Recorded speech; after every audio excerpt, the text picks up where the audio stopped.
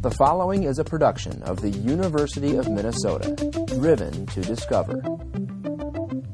Well, greetings, everyone. I want to give you some brief lessons that I've learned in 30 years of working with peer learning programs, helping to do national and international dissemination of one program, and talking with lots of staff and faculty members who have started their own peer learning programs on campus. Here's just kind of a quick overview of a few lessons that I've learned over the years. First of all, oftentimes administrators tend to want to focus on how much is this thing going to cost. And I think this is the reason why evaluation of programs all the time is important, because you need to remind them of what the cost of failure is in terms of students who don't pursue or complete degree programs, the loss of revenue due to the loss of tuition, and all the rest. And that's the reason why there's this kind of balancing act here in terms of what is the cost of failure rather than the cost of implementation. I did my dissertation work when I was at the University of Missouri, Kansas City, helping to direct the National Supplemental Instruction Program. I was able to go and do a research study of 350 institutions that had SI programs. The results were really quite surprising. Whenever we look at the active programs versus the discontinued programs, they were actually kind of mirror images of one another. I won't read all the slides up here. I just want to draw a few highlights. Training is essential, not only before the academic term, but also during the academic term. Lots of time and energy needs to be given in order to be able to coach and mentor these young people who are going to do responsibilities that actually in some ways equal those of what instructors do. We need to give them some coaching. So we need to go and do some observations of them and watch them actually while they're doing their work. We need to have a classroom instructor who's highly supportive of the program to give some positive reinforcement to the students to be participating. We also need to frequently evaluate the program. Those are all the things that came up out of the research when I looked at programs that were still active and offering their programs. When you look at the discontinued programs,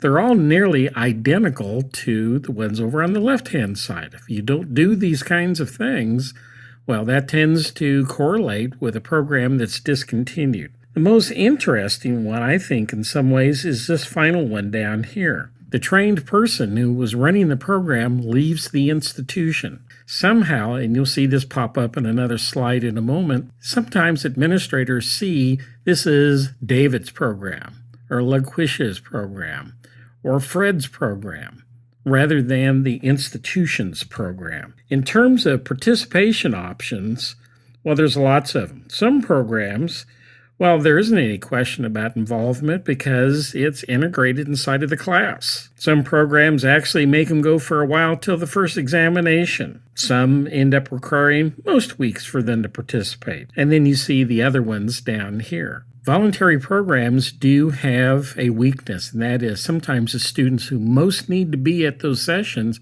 choose not to come. Oftentimes, the reason why they don't want to come is because of stigma. They feel like it's a program that's only for students who are going to drop out.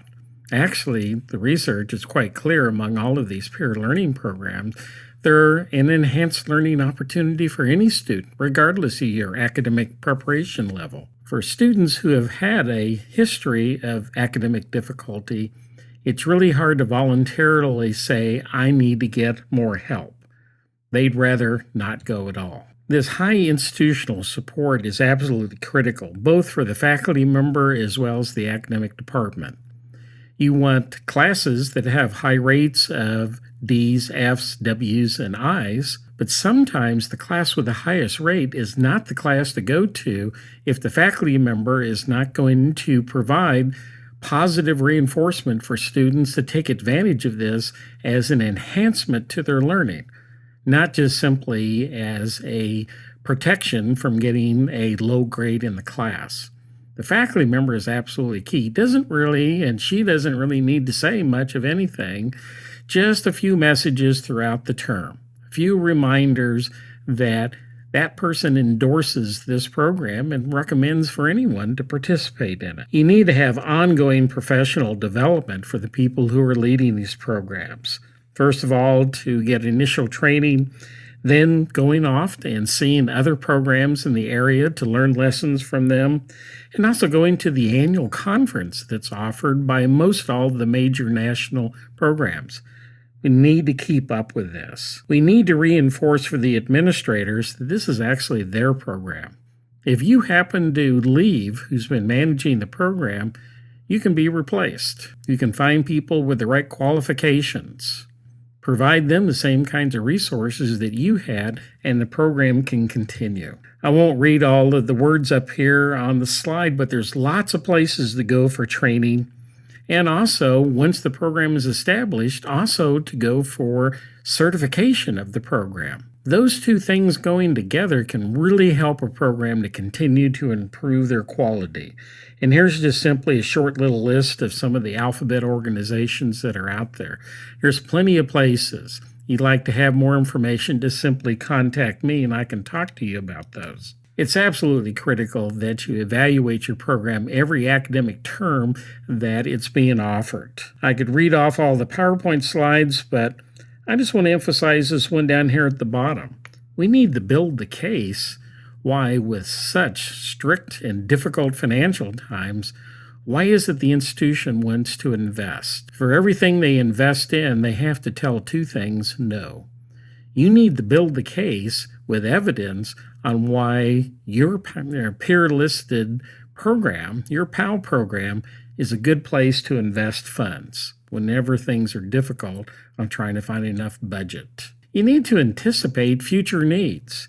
You never know whenever suddenly you're going to get a directive from your supervisor to create an online program. I read about this all the time. There's not a lot that has been written down about it. We hear about them. They make some presentations at conferences, but there's not a lot of literature out there to help you to be able to do it. It's a very complicated activity. That's the reason why it's critical to start anticipating future needs. You may not want to do an online program, but you need to know how you would be able to do it in case your supervisor gives you a month, a semester, or if you're really fortunate, an entire year to be able to prepare for that. And that's the reason why it's important for professional development is going to all of these kinds of training opportunities to learn more, particularly at the conferences. PAL really is, peer-assisted learning really is more than PAL. It's more than simply a support program for students to get higher grades. It's a co-curricular program for the facilitators. I talk about that in some other separate videos. They have an incredible growing experience as they are serving as a facilitator. Also, you need to use that information about all of this co-curricular opportunity whenever you're in the recruitment phase on why it is that a pretty gifted student will choose to work with your program versus all the other options that they'll have on campus. We also need to take advantage of some of the other programs on campus for potential sources of these facilitators. And I actually talk about that separately in another video, so I'll not say much more about that. Also, PAL can benefit faculty members. Number one, they're going to have better prepared students inside the class, be better at participation, asking questions, and earning high grades, which any instructor wants to see his students do. Also, in some cases, and this is mostly true in other countries, like in the United Kingdom and also in South Africa, the faculty members actually ask for the facilitators to give them some anonymous feedback about what's going on inside of the sessions and what is it that the faculty member ought to know about what's going on. That can be, in these contexts in other countries, they find that to be very helpful feedback information. Maybe not so much here in the United States. Time is the most expensive thing that goes into a highly successful program. It's not always the cash, not only the technology, but it's the time. And that's one of the things that has to be budgeted for. Whatever you think it's going to take for you to run the program the way you would like to, it's probably much more. That's the reason why I kind of put this slide in on a serious note. It takes a long time to build a really successful program. There are so many moving parts, so much that you're in your own growth cycle on. Even if you're an established leader of a peer learning program, there's so much more that you could learn about. And that's the reason why this is a long-term process. And finally, the final slide here is just to remind you where are some places that you can receive more information about peer learning programs. One of them is a web page I maintain with lots of resources. Also, I've created a YouTube channel for, obviously, this particular video I've created, but also it highlights other peer learning programs, so it's lots of other sources. Also, I have a podcast in which we have a mix of interviews with student facilitators talking about their experience, as well as I'm also talking about what are some of the new research articles that have come out. I have a bibliography on the 6 major international or national peer learning models. Well, all of the articles that I've been able to locate, and at this point it's something like at about 1,400 of them, probably about 40% of which are available online. So it's a great place for you to go to if you want to be able to look at the professional literature. And actually, you can even download the EndNote database that I use. And then finally, if you want to see a sample of a training notebook that someone else uses, this is the one that we used at our institution. It's something like 200 or more pages long. So it's not perfect, but it's a sample.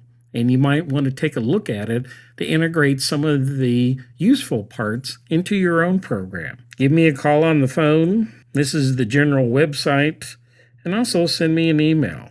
I'd like to be a resource for you. Thanks for listening.